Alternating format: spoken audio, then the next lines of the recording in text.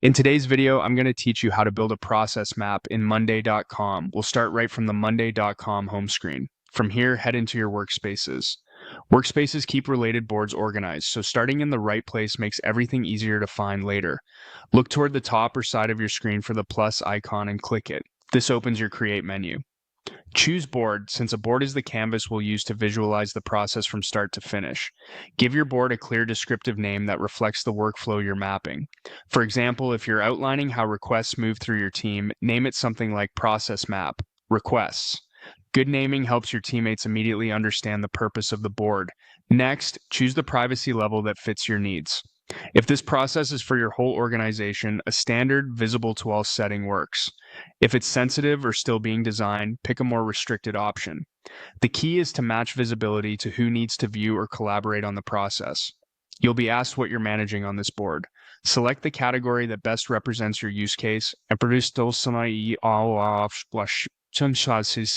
this walkthrough, choose employees.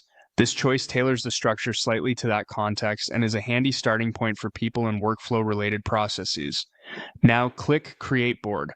You'll land on a fresh board layout with a default group at the top. Click into that initial group, which might be labeled something like New Employee, and rename it to your first stage, Request Submitted. In Monday.com, groups make great process stages because items inside them represent work that's currently in that phase. Clear stage names help everyone understand where a request sits at a glance. Pause for a quick review. Check that your board name is clear, your privacy setting is correct, and your first stage reads Request Submitted.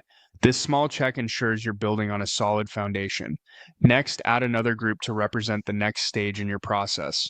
Click Add New Group and name it Approval. Ordering your groups from left to right or top to bottom in the sequence they occur creates an intuitive flow. For example, request submitted followed by approval. You can always reorder groups later by dragging them, so don't worry if you change your mind. That's your basic process map structure in Monday.com, a dedicated board with groups standing in for each stage. From here, you can add items as entries that move through the stages and over time enhance the board with columns, views, and other features to bring even more clarity to your workflow.